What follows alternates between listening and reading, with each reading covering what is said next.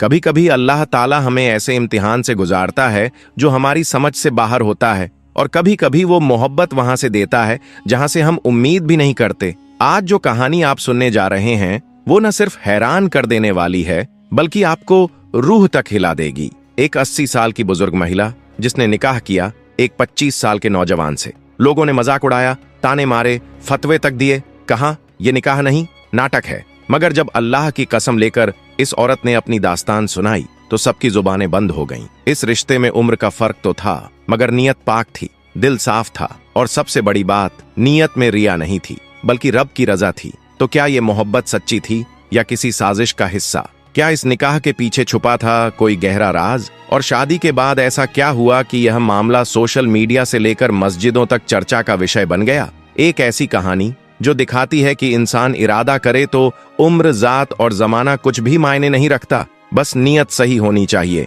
और अल्लाह का तवक्कुल साथ हो। तो चलिए जानते हैं इस अनोखे निकाह की पूरी हकीकत और सीखते हैं वो सबक जिसे सुनकर शायद हमारा नजरिया ही बदल जाए। कहानी शुरू होती है। ईशांत, एक सीधा साधा और शरीफ नौजवान जिसकी उम्र तो बस 25 साल थी, मगर माथे पर फिक्र के बादल और आंखों में थकावट की धुंध छाई रहती थी। पिता के इंतकाल के बाद पूरे घर का बोझ उसके कांधों पर आ पड़ा। माँ की बीमारी, बहन की तालीम और रोज की रोटी, सब कुछ उसी पर था। वो सुबह से शाम तक मेहनत करता और रात में किताबों के साथ जागता। कम उम्र में हालात ने उसे बुजुर्गों जैसी सोच दे दी थी। कर्जदार हर दूसरे दिन उसके दरवाजे पर दस्तक देते थे और जेब में 2 रुपए भी होते तो वो सोचता, माँ की दवा लूं या बहन की किताब। एक दिन जब वो एक छोटी सी चाय की दुकान पर बैठा सिक्के गिन रहा था, उसकी नजर सामने खड़ी एक अजनबी महिला पर पड़ी। उम्र दराज मगर बेहद नफीस, सिर पर हिजाब, आंखों में रोशनी और हाथ में तस्बीह। वो थीं फातिमा मलिक, बिजनेस की दुनिया की एक जानी पहचानी शख्सियत। फातिमा ने मुस्कुराकर कहा, तुम ईशांत हो ना? ईशांत ने हैरानी से जवाब दिया, जी, लेकिन आप कौन हैं? फातिमा ने बड़े इत्मीनान से कहा, मुझे मालूम है तुम्हारे हालात क्या हैं। तुम्हारी माँ की बीमारी, बहन की तालीम और घर का हर दुख मैं जानती हूँ। ईशांत की आंखें खुली की खुली रह गईं। उसने कांपती आवाज में पूछा, आपको ये सब कैसे पता? फातिमा ने अपनी तस्बीह को घुमाते हुए जवाब दिया, क्योंकि मैं खुद उस दौर से गुजरी हूँ और आज मैं तुम्हारे लिए अल्लाह का एक जरिया बनना चाहती हूँ। अगर तुम चाहो तो मैं तुम्हारी जिंदगी बदल सकती हूँ, लेकिन एक शर्त है। ईशांत चुप था, लेकिन दिल की धड़कन तेज हो गई थी। मुझसे निकाह कर लो, फातिमा ने कहा, बिल्कुल साफ लफ्जों में। ईशांत सन्न रह गया। आप मजाक तो नहीं कर रही? नहीं, फातिमा ने कहा, ये एक पेशकश है, साफ और नेक नियत वाली। तुम्हारी माँ का इलाज मेरी जिम्मेदारी, बहन की पढ़ाई मेरा फर्ज और तुम्हारा कर्ज सब मैं अदा करूंगी, लेकिन बदले में सिर्फ इतना चाहती हूँ, तुम्हारा साथ, तुम्हारा नाम निकाह के रिश्ते में। क्या ईशांत ने यह रिश्ता कबूल किया? क्या ये रिश्ता अल्लाह की तरफ से था या इंसानी मजबूरी का सौदा? और निकाह के 7 दिन बाद जो हुआ उसने क्यों सबको चौंका दिया? इस कहानी का अगला हिस्सा जानने के लिए पढ़ते रहिए या वीडियो में बने रहिए। ईशांत का दिल उलझ गया था। उसे लगा जैसे सवालों की एक सुनामी उसके सीने में उठ रही हो। उसने थोड़ी देर चुप रहकर आखिर पूछा, और बदले में मुझे क्या करना होगा? फातिमा मलिक ने बिना वक्त गंवाए बहुत शांत लहजे में कहा, बस एक चीज चाहिए, निकाह। मैं न तो तुम्हारी आजादी छीनूंगी, न तुम्हारी जिंदगी का रास्ता बदलूंगी, लेकिन कुछ शर्तें होंगी जिनका एहतराम जरूरी होगा। मैं तुम्हें जबरदस्ती कोई फैसला लेने पर मजबूर नहीं करूंगी। तुम्हारी रजा सबसे अहम है। बातें सुनने में आसान थीं, लेकिन ईशांत जानता था कि यह दुनिया इतनी भी सीधी नहीं। वो चुपचाप उठा और वहां से चला गया। पीछे फातिमा खामोशी से अपनी कार में बैठकर अपने आलीशान मकान की तरफ लौट गई। दिन गुजरते गए, लेकिन हालात ने जैसे ईशांत के इरादों को जकड़ लिया था। घर के बाहर खड़े कर्जदारों की आवाजें, माँ की हर खांसी में होती दर्द की चीख और बहन की किताबों पर छाए अधूरे सपनों के साए, सब कुछ उसे अंदर से तोड़ता जा रहा था। आखिरकार एक शाम जब सूरज डूब रहा था और जिंदगी की उम्मीदें भी ढलने लगी थीं, ईशांत ने अपना फैसला कर लिया। वो फातिमा के सामने खड़ा हुआ और थके हुए स्वर में बस इतना बोला, मैं तैयार हूं निकाह के लिए। इसके बाद हर चीज बहुत जल्दी हुई। गवाह बुलाए गए, काजी साहब ने निकाह पढ़वाया, दस्तावेजों पर दस्तखत हुए। निकाह सादगी से हुआ, मगर उस निकाह में जो वादा था वो पूरी कायनात से भारी था। शादी के बाद ईशांत पहली बार उस हवेली में गया जो अमीरी का नहीं, ताकत का भी किला लगती थी। संगमरमर की फर्श, ऊंची छतों से लटकते झूमर, दीवारों पर लगे ईरानी फानूस, हर चीज अपने अंदर एक इतिहास समेटे हुए थी। ईशांत को पहली बार एहसास हुआ, यह औरत सिर्फ अमीर नहीं है, बल्कि उसकी रुतबा, उसकी मौजूदगी ही एक मुकम्मल राज्य है। नौकर चाकर उसकी बात बिना बोले समझते थे। हवेली की औरतें जब ईशांत से बात करती तो नजरें झुकाए, जैसे वो किसी शहंशाह से मुखातिब हों। रातें खामोश थीं, लेकिन उस खामोशी में कुछ था जो चुभता था। सब कुछ ईशांत की सहूलियत के मुताबिक था, मगर अंदर ही अंदर उसे कोई नामालूम सी बेचैनी महसूस होती, जैसे किसी पुराने गुनाह की परछाई हवेली में अब भी घूम रही हो। कुछ ही दिनों में ईशांत की नजर हवेली की दूसरी मंजिल पर पड़ी। वहां एक बहुत बड़ा दरवाजा था, जिस पर भारी ताला पड़ा रहता था और 2 नौकर हमेशा उसकी निगरानी करते थे। कोई उस ओर जाने की हिम्मत नहीं करता। ईशांत के जहन में सवाल उठने लगे, आखिर उस कमरे में ऐसा क्या है जिसे छुपाया जा रहा है? निकाह तो हो चुका था, मगर दोनों के बीच अब भी जज्बात की दीवार खड़ी थी। फातिमा ने कभी ईशांत को मजबूर नहीं किया। वो चाहती थी कि अगर वो उसके पास आए तो खुद की मर्जी से आए, दिल से, न कि किसी सौदे के तहत। फातिमा अक्सर तिजारत के कामों में लगी रहती, लेकिन ईशांत की खैरियत पूछना नहीं भूलती। मगर ईशांत, वो अब भी खुद में गुम था। उसका हर जवाब औपचारिक होता और चेहरा बेरुखी से भरा रहता। उस हवेली में सब कुछ था, दौलत, इज्जत, शान, मगर वो जज्बात जो एक रिश्ते को मुकम्मल बनाते हैं, वो अब भी कहीं दूर थे। फातिमा अक्सर ईशांत के साथ एक ही दस्तरख्वान पर बैठकर खाना खाती थी, लेकिन नजरें मिलती नहीं और बातें भी सिर्फ खाने तक सीमित रहती। न किसी ने बीते वक्त की बात छेड़ी, न आने वाले कल की कोई ख्वाहिश जताई। ऐसा महसूस होता था कि जैसे 2 अलग अलग जहान एक ही छत के नीचे मजबूरन साथ बैठे हों, लेकिन दिलों के दरमियान फासले अब भी कायम हैं। एक रात जब हवेली में सन्नाटा तारी था और दूर से अजान की हल्की आवाज फिजा में गूंज रही थी, ईशांत अपने कमरे की तरफ लौट रहा था। तभी उसकी निगाह हवेली के उस हिस्से पर पड़ी जहां आमतौर पर अंधेरा रहता था, लेकिन आज वहां रोशनी थी। वो ठिठक गया।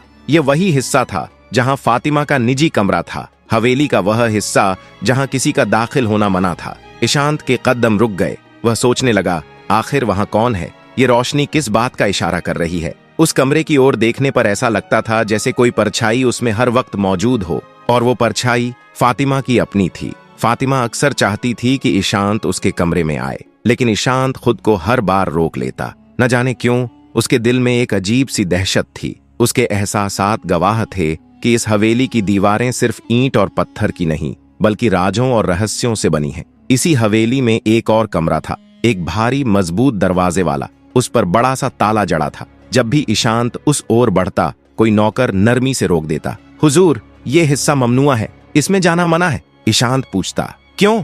लेकिन जवाब हर बार चुप्पी में गुम हो जाता। एक रात जब आसमान पर बादलों ने चांद को छुपा लिया था और हवेली की हवाएं कुछ कहने लगी थीं, ईशांत दबे कदमों उस कमरे की ओर बढ़ा। दरवाजे के पास जाकर उसने कान लगाए और अंदर से फातिमा की आवाज सुनाई दी। लेकिन ये आवाज वैसी नहीं थी जैसी वो रोजाना सुनता था। वो किसी से बहुत गंभीर अंदाज में बातें कर रही थी। ईशांत को समझ नहीं आया कि वो किससे बात कर रही है, लेकिन लहजा ऐसा था मानो कोई इबादत या कोई हिसाब किताब चल रहा हो। उसके जहन में शक की चिंगारियां भड़क उठीं। क्या ये निकाह एक सौदा था? क्या मैं एक मोहरे की तरह इस्तेमाल हो रहा हूं? उसने ठान लिया, अब सच्चाई सामने लानी ही होगी, चाहे इसके लिए उसे कोई भी रिस्क क्यों न लेना पड़े। उस रात ईशांत अपने कमरे में लौटा, लेकिन नींद उसकी आंखों से कोसों दूर थी। हर तरफ साया, हर दीवार पर शक और हर सांस में एक सवाल। उसी रात पहली बार उसके दिल में फातिमा को लेकर एक अलग ख्याल आया। क्या वो वाकई सिर्फ एक अमीर उम्रदराज महिला है,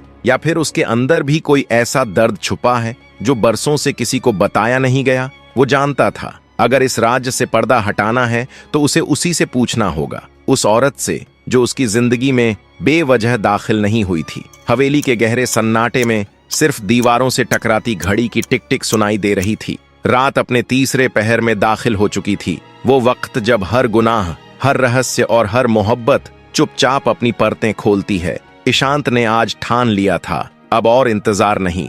अब वह उस रिश्ते को सिर्फ नाम से नहीं, अपने जज्बातों से भी निभाएगा। उसने फातिमा की सबसे करीबी और भरोसेमंद नौकरानी संजना से बात की। संजना एक मासूम, हुस्न से लबरेज लड़की जो हमेशा पर्दे में रहती थी और बस फातिमा के इशारों पर ही चलती थी। मुझे बेगम साहिबा से मिलना है, ईशांत ने सलीके से कहा। संजना ने सिर झुकाया और भीतर चली गई। जब फातिमा को यह खबर मिली, वो जैसे रूह से निखर उठी। उसकी आंखों में चमक दौड़ गई और होठों पर दुआ जैसा मुस्कान आ गया। बिस्मिल्लाह करो, उसे भेज दो, फातिमा ने कहा और संजना के हाथ थाम कर कहा, आज की रात मेरी तकदीर मुकद्दर करेगी। ईशांत जब कमरे की ओर बढ़ा तो वो एक मामूली कमरा नहीं बल्कि इश्क और इंतजार का हरम लग रहा था। दरवाजे पर पहुंचकर उसने दस्तक दी और फातिमा ने खुद दरवाजा खोला। वो आज किसी मलिकाए हुस्न से कम नहीं लग रही थी। हल्की सी इत्तरी महक, रेशमी लिबास और आंखों में सजी एक दुआ। ईशांत ठहर गया, नजरें वहीं थम गईं। आप तो बिल्कुल 20 की लग रही हैं, ईशांत ने कहा, हैरानी और अजनबी मोहब्बत के साथ। फातिमा मुस्कुराई और धीमे लहजे में बोली, इश्क में उम्र नहीं होती ईशांत। जब औरत सच्चे दिल से मोहब्बत करती है तो वक्त उसके कदमों में रुक जाता है। मैं सिर्फ तुम्हें नाम से नहीं, अपने दिल और दुआओं से अपनाती हूँ। कमरे में गुलाब की खुशबू और हल्की सी रोशनी की गर्माहट थी, लेकिन उन सब से ज्यादा वहां एक गवाह मौजूद था, दिल का सच्चा इरादा। ईशांत ने गहराई से उसकी आंखों में देखा और पहली बार पूरी सच्चाई से कहा, मैंने तुम्हें हमेशा एक सौदे की तरह देखा, लेकिन आज समझ आया, तुमने मुझे सिर्फ दौलत का वारिस नहीं, अपने जज्बातों का भी हकदार बनाया है। फातिमा ने अपनी पलकों को झुकाते हुए सिर उसके कंधे पर रख दिया। मर्द जब औरत को अपना कहता है, न मजबूरी में न मतलब में बल्कि मोहब्बत से, तो वो औरत उस पल जवान हो जाती है। यही पल मेरी दुआओं की कबूलियत है। ईशांत ने उसका हाथ थामकर उसके माथे को चूमा, जैसे इश्क की पेशानी पर सजदा कर रहा हो। कमरे की रोशनी अब धीमी पड़ रही थी, लेकिन ईशांत और फातिमा की आंखों में जो रोशनी थी वो उम्मीद की थी, भरोसे की थी और शायद अब किसी गहरे राज के खुलने की भी। ईशांत ने फातिमा का हाथ अपने सीने पर रखा और कहा, नहीं, यह धड़कन अब तुम्हारी है। जब तक यह चलती रहेगी मैं तुम्हारा रहूंगा। फातिमा की आंखों में चमक थी और उस चमक में जवानी नहीं बल्कि सच्चे प्यार की रोशनी थी। वह करीब आई, अपने माथे को उसके सीने पर रखकर बोली, मैंने अपनी जिंदगी में बस 2 बार जी भर के सांस ली है। एक जब तुमने मुझे अपनी बीवी कहा और दूसरा जब तुमने मुझे अपना कहा। ईशांत ने उसके बालों को धीरे धीरे सहलाते हुए कहा, मैं तुम्हारी हर झुकी हुई लट में मोहब्बत की कसम खाता हूँ। उसकी आंखों में वह मासूमियत थी जो सिर्फ पहली मोहब्बत में होती है। वह फातिमा के इतने करीब हो गया कि सांसें भी अलग नहीं लग रही थीं।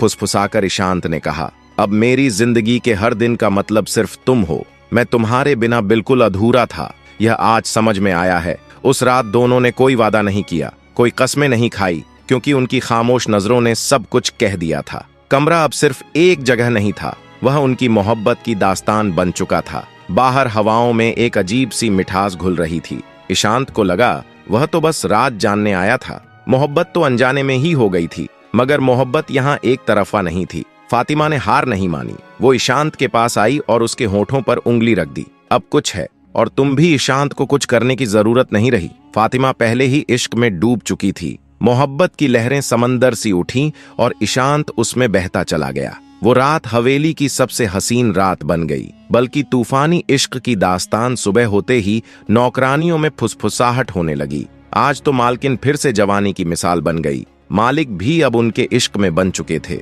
ईशांत को अक्सर लगता उस कमरे में कुछ ऐसा है जो आज तक अनकहा है। उस दिन उसने हिम्मत की दरवाजा आधा खुला था। दिल जोर से धड़कने लगा। वह धीरे से अंदर गया। कमरा हल्की रोशनी से जगमगा रहा था। पुराना फर्नीचर, दीवार पर जड़े चित्र, एक कोने में भारी लकड़ी की अलमारी जिसमें ढेरों फाइलें रखी थीं। ईशांत की नजर पास रखी मेज पर गई। एक मोटा सा लिफाफा पड़ा था जिसके कोने पीले हो चुके थे। ऐसा लग रहा था जैसे उसे बार बार छुआ गया हो। उसने लिफाफा खोला। उसमें एक फोटो थी जिसमें उसके पिता सुरेश मेहता और फातिमा साथ खड़े थे। पिता के चेहरे पर हल्की सी मुस्कान थी।